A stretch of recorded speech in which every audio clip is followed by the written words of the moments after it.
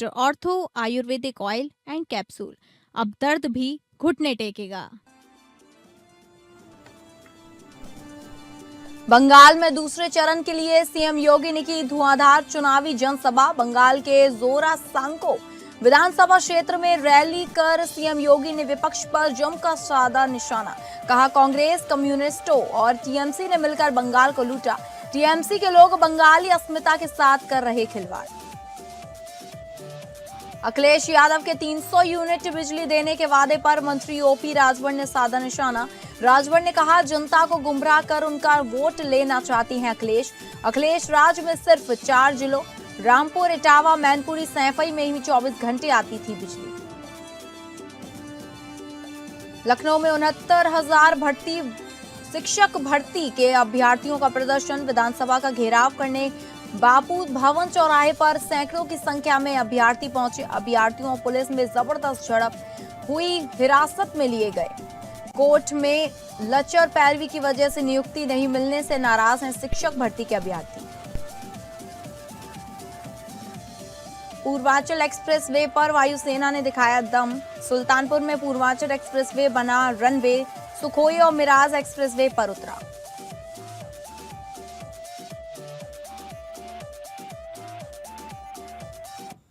नमस्कार, आप सभी का स्वागत है उत्तर प्रदेश बुलेटिन में और मैं हूं आपके साथ अंकिता सिंह। शुरुआत करेंगे बुलेटिन की। पश्चिम बंगाल में कल पहले चरण की वोटिंग होगी। अब दूसरे चरण की वोटिंग पहले विधानसभा क्षेत्रों में बीजेपी के स्टार प्रचारक यूपी के मुख्यमंत्री योगी आदित्यनाथ धुआंधार रैली कर रहे हैं। आज सीएम योगी ने पश्चिम बंगाल के जोरा सांको विधानसभा क्षेत्र में आयोजित जनसभा में लोगों को संबोधित किया। इस दौरान सीएम योगी ने टीएमसी और कांग्रेस पर जमकर निशाना साधा। सीएम योगी ने कहा कि यह देश अब आजाद हुआ था। भारत की अर्थव्यवस्था पर बंगाल का योगदान सर्वाधिक होता था। पूरा देश रोजगार के लिए बंगाल आता था, नए शोध होते थे, ज्ञान की धरा थी बंगाल। लेकिन इससे पहले कांग्रेस ने लूटा, फिर कम्युनिस्टों ने नोचा। 15 वर्षों से टीएमसी के गुंडे बंगाल को कंगाल बनाने के सारे यंत्र कर रहे हैं। जो ज्ञान की धरा थी, आज बंगाल बदहाल है, बेरोजगारी के अंधकार में भटक रही है। टीएमसी के बुआ भतीजे दोनों बंगाल को पूरी तरह यहाँ के अस्तित्व को समाप्त करना चाहते हैं। टीएमसी के लोग बंगाली अस्मिता के साथ खिलवाड़ कर रहे हैं। उन्हें बताने की आवश्यकता है कि बंगाल की पहचान काबा से नहीं, बंगाल की पहचान मां काली बाड़ी से है। बुआ भतीजे दोनों बंगाल को पूरी तरह यहां के अस्तित्व को समाप्त करना चाहते हैं। आपने देखा होगा कोलकाता का मेयर क्या बोलता है, कहता उर्दू चलेगी यहां उर्दू। और हम तो आज कहने के लिए आए हैं, बंगाली अस्मिता के साथ कोई माई का लाल खिलवाड़ नहीं कर सकता है, कोई खिलवाड़ नहीं कर सकता है। और इसके लिए जो आज कहते हैं, जो लोग टीएमसी के लोग बंगाली अस्मिता के साथ खिलवाड़ कर रहे हैं, उनको बताने की आवश्यकता है कि बंगाल की पहचान काबा से नहीं है, बंगाल की पहचान तो मां काली बाड़ी से है, मां काली बाड़ी से। मुख्यमंत्री योगी आदित्यनाथ 2 दिवसीय दौरे पर मंगलवार को वाराणसी पहुंचे। प्रधानमंत्री के संभावित दौरे के दृष्टिगत उन्होंने सर्किट हाउस में समीक्षा बैठक की। उन्होंने प्रशासन एवं पुलिस के वरिष्ठ अधिकारियों को आवश्यक निर्देश दिए। उन्होंने भ्रमण के कार्यक्रम के दौरान होने वाले महिला सम्मेलन के दृष्टिगत सभी तैयारियां समय से पूर्ण कराने के निर्देश दिए। मुख्यमंत्री योगी ने कहा कि कार्यक्रम स्थल पर महिलाओं के आवागमन समेत वाहनों की पार्किंग, पेयजल आदि की व्यवस्था भी सुनिश्चित रहे। उन्होंने कार्यक्रम स्थल के अलावा पूरे शहर की बेहतर स्वच्छता पर विशेष जोर देते हुए स्ट्रीट डॉग एवं छोटे छोटे पशुओं को आश्रय स्थलों में रखे जाने का निर्देश दिया और कहा कि स्ट्रीट वेंडरों का भी समुचित व्यवस्थापन सुनिश्चित कराया जाए। सीएम योगी ने कार्यक्रम के दृष्टिगत सुरक्षा के चाक चौबंद इंतजाम सुनिश्चित कराने पर विशेष जोर दिया। उन्होंने रूट डाइवर्जन की बेहतर व्यवस्था कराए जाने का निर्देश दिया ताकि आम जनमानस को कोई परेशानी न होने पाए। बैठक में प्रधानमंत्री के संभावित कार्यक्रम के दौरान लोकार्पित एवं शिलान्यास होने वाली परियोजनाओं की बाबत मंडलायुक्त एस राजलिंगम ने पीपीटी के माध्यम से जानकारी दी। मुख्यमंत्री ने रोपवे की परियोजना की प्रगति की समीक्षा के दौरान तेजी से कार्य कराए जाने का निर्देश दिया। उन्होंने निर्देश दिया कि गंजारी में निर्माणाधीन अंतर्राष्ट्रीय क्रिकेट स्टेडियम के निर्माण कार्य को युद्ध स्तर पर कराते हुए शीघ्र पूर्ण कराया जाए। मंडलायुक्त ने बताया कि जुलाई के प्रथम सप्ताह तक स्टेडियम का कार्य पूरा कर लिया जाएगा। मुख्यमंत्री ने मणिकर्णिका घाट एवं दाल मंडी के सड़क चौड़ीकरण का कार्य तेजी से लाते हुए गुणवत्ता के साथ समय से पूर्ण कराने का निर्देश दिया।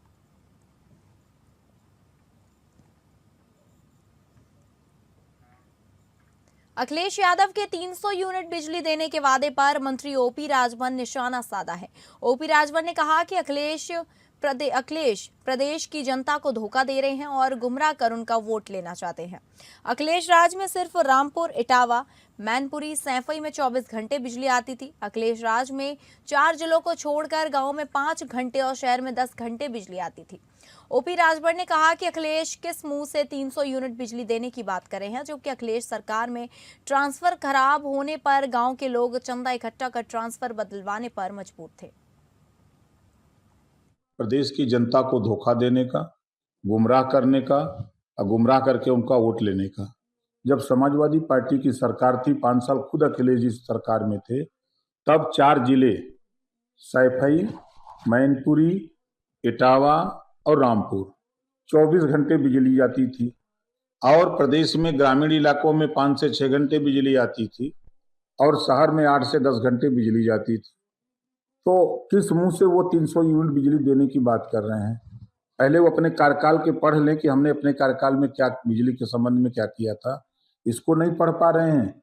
जब उनकी सरकार रही तो ट्रांसफार्मर जलते थे, जब तो गांव के लोग उस पूरे ट्रांसफार्मर से इस्तेमाल करने वाले जितने लोग बल्ब जला बिजली का इस्तेमाल करते थे। महिला आरक्षण संशोधन बिल पास न होने पर शाहजहांपुर की बीजेपी की महिला विंग ने कड़ा विरोध जाहिर किया। नगर निगम की मेयर अर्चना वर्मा का कहना है कि विपक्ष महिला विरोधी है और आने वाले चुनाव में महिलाएं इसका करारा जवाब देगी।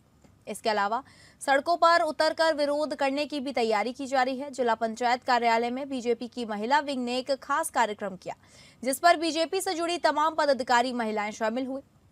इस दौरान महिला आरक्षण संशोधन बिल के लोकसभा में पास न होने पर विपक्ष के खिलाफ निंदा की गई। बीजेपी की महिला विंग का कहना है कि कांग्रेस और सपा महिला विरोधी हैं। विपक्ष नहीं चाहता कि महिलाएं राजनीति में आगे बढ़ सके। महिलाओं का कहना है कि आने वाले चुनाव में देश भर की महिलाएं विपक्ष को करारा जवाब देंगे। महिलाओं का कहना है कि आगामी चुनाव में सरकार बनाई जाएगी जिसमें महिलाओं के वोट का महत्वपूर्ण योगदान रहेगा। बीजेपी के महिला विंग का कहना है कि जल्द ही मसौदा तैयार करके महिलाएं सड़कों पर उतरकर विपक्ष की महिला विरोधी मंशा का विरोध किया जाएगा।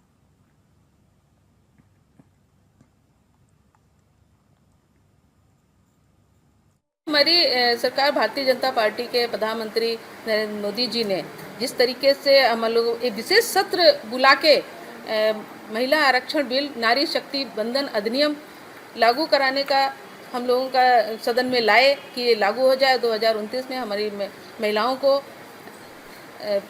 विधानसभा और लोकसभा में 33% आरक्षण मिल जाए, जिससे हमारे देश एक विकसित भारत बनने का जो हम लोगों का लक्ष्य है उसमें हम लोग भागीदारी करें। लेकिन बहुत ही शर्मनाक बात है, हम लोगों महिलाओं के लिए बहुत ही निंदनीय है कि विपक्ष ने जिस तरीके से अपना वहाँ पे रवैया दिखाया। उत्तर प्रदेश 69,000 शिक्षक भर्ती मामले में बुधवार को लखनऊ में अभ्यर्थियों ने फिर से प्रदर्शन किया। इस बीच सैकड़ों की संख्या में अभ्यर्थी विधानसभा का घेराव करने के लिए पहुंचे। प्रदर्शन के दौरान अभ्यर्थी गले में झाड़ू और मटकी लटका कर पहुंचे।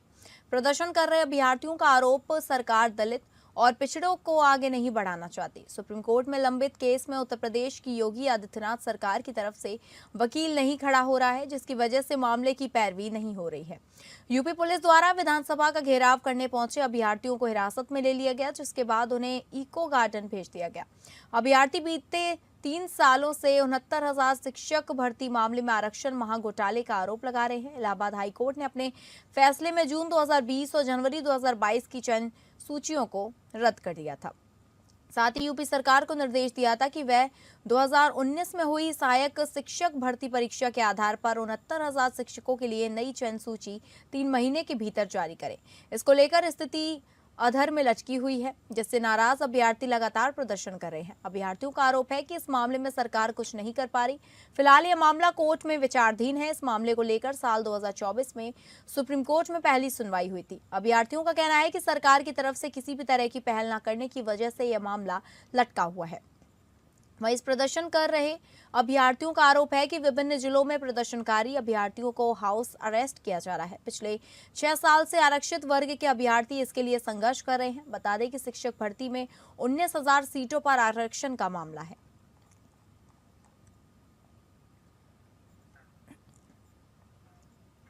भारतीय वायुसेना ने आज सुल्तानपुर में पूर्वांचल एक्सप्रेसवे पर अपना दम दिखाया।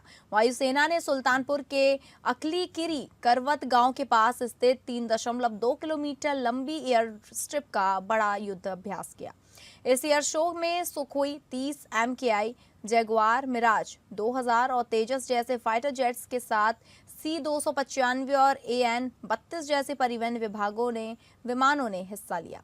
वायुसेना आपातकालीन स्थितियों में हाईवे पर रनवे के रूप में इस्तेमाल करने की अपनी क्षमता को परख रही है। सुरक्षा के मद्देनजर प्रशासन ने एक्सप्रेसवे का 12 किलोमीटर का हिस्सा सील कर दिया और ट्रैफिक को 1 मई तक के लिए डाइवर्ट किया गया है। यह युद्ध अभ्यास 2 चरणों में रात 9 बजे तक चलेगा। यह हाईवे एयर स्ट्रिप युद्ध के समय सेना के लिए बैकअप रनवे का काम करती है। अगर दुश्मन देश मुख्य एयरबेस को निशाना बनाता है तो वायुसेना इन्हीं हाईवे स्ट्रिप से अपनी उड़ानें जारी रख सकती है। मंगलवार को भी 9 विमानों ने यहां करीब 1 घंटे तक पूर्ण अभ्यास किया था। इस एयर शो से न केवल सेना की तैयारियों को मजबूती मिल रही है, बल्कि सुल्तानपुर और आसपास के क्षेत्रों की पहचान भी राष्ट्रीय स्तर पर मजबूत हुई है। आसमान में विमानों की गड़गड़ाहट सुनकर स्थानीय लोग छतों पर जमा हो गए। पूर्वांचल एक्सप्रेसवे की इस एयर स्ट्रिप का ऐतिहासिक महत्व भी है। 16 नवंबर 2021 को प्रधानमंत्री मोदी ने खुद C-130J हरक्यूलिस विमान से यहां उतरकर इसका लोकार्पण किया था। उस समय भी सुखोई और जैगुआर ने करीब 1 घंटे तक आसमान में करतब दिखाए थे। इसके बाद जून 2023 में यहां 4 घंटे तक लंबा अभ्यास चला था।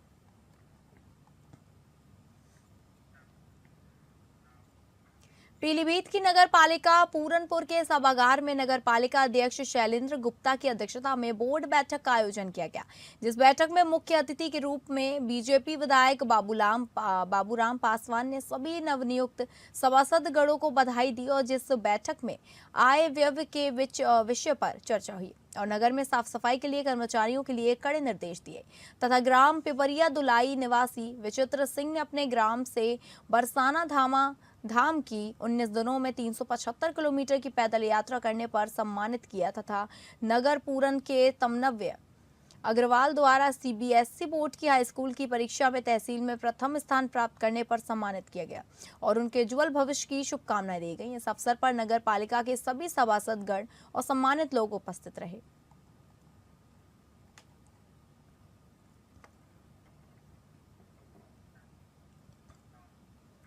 उत्तर प्रदेश के मुरादाबाद जनपद में कानून व्यवस्था को चुनौती देने वाले सनसनीखेज दोहरे हत्याकांड के मामले में पुलिस ने एक हत्या आरोपी को गिरफ्तार किया है।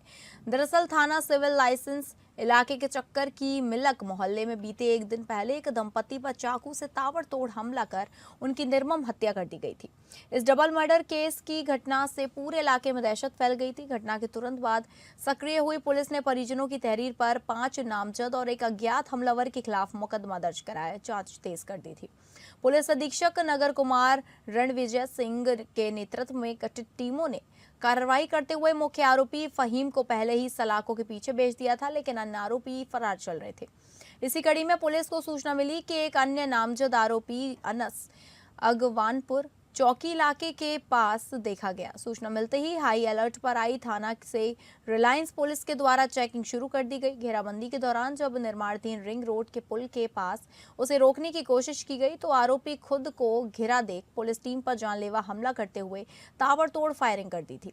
आत्मरक्षा में सिविल लाइन पुलिस के द्वारा की गई जवाबी फायरिंग में आरोपी अनस के पैर में गोली लगी, जिसके बाद उसे घायल अवस्था में जिला अस्पताल में भर्ती कराया गया है।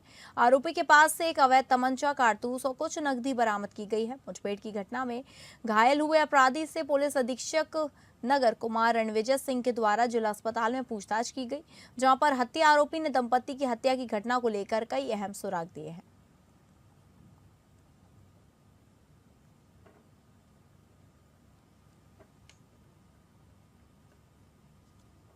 खबर का रुख करेंगे, जहां उत्तर प्रदेश के बांदा जिले में साड़ीखंड एक बालू खदान के माफियाओं का कहर केन नदी के साथ साथ किसानों पर भी टूट रहा है। जहां एक तरफ केन नदी का सीना चीरकर अवैध कर रहे, वहीं गुंडई के दाम पर किसानों की फसल नष्ट कर उनके खेत को रौंद दे रहे हैं। आरोप है कि किसान लगातार अधिकारियों की चौखट में चक्कर लगा रहे हैं, लेकिन खनिज अधिकारी और एसडीएम पैलानी माफियाओं पर कोई कार्रवाई नहीं कर रहे हैं। तभी तो किसान डीएम और कमिश्नर की चौखट पर फरियाद लगा रहे हैं। ग्राम साड़ी से शिकायत लेकर आए किसान छोटा सिंह ने बताया कि बालू खंड संचालक पंकज चतुर्वेदी, मयंक मिश्रा और अंकित सिंह ने उनके खेत में खड़ी फसल बिना इजाजत के बर्बाद कर दी और ट्रकों के निकलने का रास्ता बना दिया। विरोध करने पर गाली गलौज और जान से मारने की धमकी दे रहे हैं। आरोप है कि जनपद के खनिज अधिकारी ने बालू माफियाओं के साथ सांठगांठ बना रखी है और उच्च अधिकारियों को इनके द्वारा लगातार गुमराह किया जा रहा है। लिया है हमारे खेत में और पैसा का शोधन खाली दिया, बस पैसा नहीं दे रहे। देंगे चक्का लगा छक गए। डीएम के पास आए, जिलाधिकारी के पास। अब मान लो आश्वासन के देंगे, अब एक भी नहीं दिया। वो रास्ते का दिया था, रास्ते के एग्रीमेंट पहले किया 1,10,000, फिर कांटा बनवा लिया। मसला ये है कि खेती से हमारे जो है रास्ता बादलों ने रास्ता बना लिया, रेती मोरम में गिट्टी मिला करके मतलब रास्ता बना दिया। गाड़ी खना अपने को गुजरात में रहते थे, वहाँ से खबर मिली कैसा से यहाँ काम चल रहा है। दवाएं यहाँ पर मिलने आए तो वहाँ तो खनन माफिया है, वो किसी को डरते नहीं। उत्तर प्रदेश के फतेहपुर जिले में पिछले 1 महीने में पुलिस अधीक्षक अभिमन्यु मांगलिक के नेतृत्व में पुलिस टीम ने जिले के विभिन्न थाना क्षेत्रों में खोए हुए कुल 210 मोबाइल फोन, जिनकी लागत लगभग 32 लाख है, को पुलिस ने बरामद कर मोबाइल फोन स्वामियों को वापस वितरित कर दिए। पुलिस अधीक्षक ने बताया कि गुम हुए मोबाइल फोनों की बरामदगी के लिए चलाए जा रहे विशेष अभियान के अंतर्गत CEIR पोर्टल के माध्यम से प्राप्त जानकारी के आधार पर CCTNS टीम द्वारा आमजन के खोए हुए कुल 210 मल्टीमीडिया मोबाइल फोन बरामद कर उनके वास्तविक स्वामियों को सुपुर्द किए गए। ये अभियान चलाया गया था पिछले 1 महीने में, जिसमें जो भी मोबाइल गिर जाते हैं जगह जगह या चोरी हो जाते हैं, उन मोबाइल की रिकवरी के लिए हमने जो CEIR पोर्टल है सेंट्रल गवर्नमेंट का, उसको इस्तेमाल करते हुए इसमें हमने 210 मोबाइल करीब रिकवर किए हैं, जिनकी अनुमानित कीमत कुछ 32.5 लाख रुपए है। और इसको रिकवर करने में जो हमारी CCTNS की टीम है उसने बहुत अच्छा काम किया और बहुत अल्प समय में, मतलब इन्होंने ये काम स्टार्ट किया था करीब इस मंथ की स्टार्टिंग में, 1 अप्रैल से इन्होंने लगे और 20 दिन में इनके द्वारा 210 मोबाइल रिकवर कर दिए गए। झांसी के टहरौली क्षेत्र में जादू टोने के नाम पर ठगी का चौंकाने वाला मामला सामने आया है। अज्ञात ठगों ने महिला को झांसी में लेकर लाखों रुपए के जेवरात पार कर दिए। मामला टहरौली थाना क्षेत्र के टहरौली खास का है, जहां कुछ अज्ञात लोग घर पहुंचे और तहसील जाने का रास्ता पूछने लगे। बातचीत के दौरान उन्होंने खुद को लोगों का भला करने वाला तांत्रिक बताकर परिवार को अपना झांसे में ले लिया। बताया जा रहा है कि घर की बुजुर्ग महिला कल्पना उनकी बातों में आ गई और बहू प्रियंका को, जिसे संतान न होने पर दिखाने के लिए तांत्रिक को घर ले आई। आरोप है कि तांत्रिक ठगों ने झाड़ फूंक के नाम पर महिला को बहकाया और फिर उससे मंगलसूत्र, हाफ पेटी और बिछुआ उतरवा लिए। पीड़िता के मुताबिक झाड़ फूंक के बाद उसे कुछ होश नहीं आ रहा था। जब तक परिवार को समझ पाता, आरोपी लाखों रुपए के सोने चांदी लेकर, जेवर लेकर फरार हो चुके थे। होश आने पर महिला ने शोर मचाया, लेकिन तब तक देर हो चुकी थी। घटना के बाद इलाके में हड़कंप मच गया। पीड़ित परिवार ने मामले की शिकायत पुलिस से की है। वहीं ठगों की तस्वीर CCTV कैमरे में कैद हो गई है, जिसके आधार पर पुलिस टीम जांच में जुटी हुई है।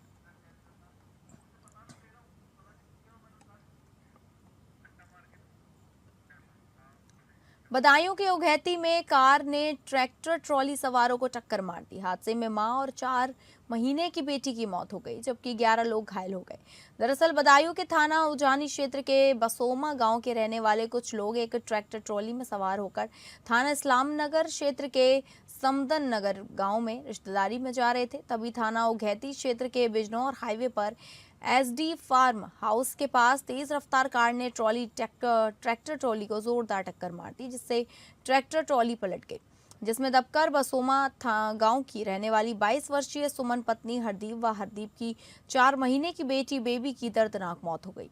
वहीं ट्रैक्टर ट्रॉली में सवार 11 लोग गंभीर रूप से घायल हो गए। हादसे के बाद चीख पुकार मच गई। सूचना पर पहुंची पुलिस ने घायलों को एम्बुलेंस द्वारा जिला अस्पताल में भेजा गया, जहां घायलों का इलाज चल रहा है। सुनीता और उनकी बेटी की मौत से परिवार में कोहराम मचा हुआ है। पुलिस ने मां बेटी के शव को कब्जे में लेकर पोस्टमार्टम के लिए भेजा है।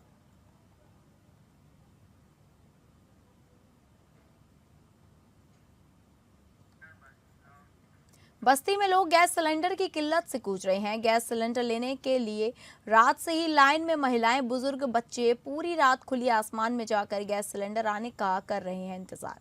बस्ती जिले के हरैया के शांति इंडियन गैस एजेंसी पर होम डिलीवरी सेवा बंद करने का आरोप है, जिससे ग्राहकों को काफी दिक्कत हो रही है।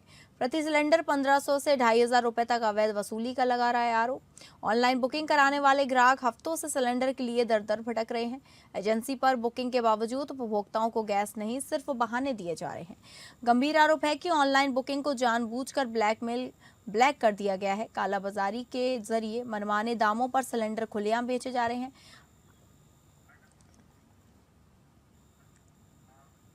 तो फिलहाल उत्तर प्रदेश बुलेटिन में बस इतना ही। नमस्कार।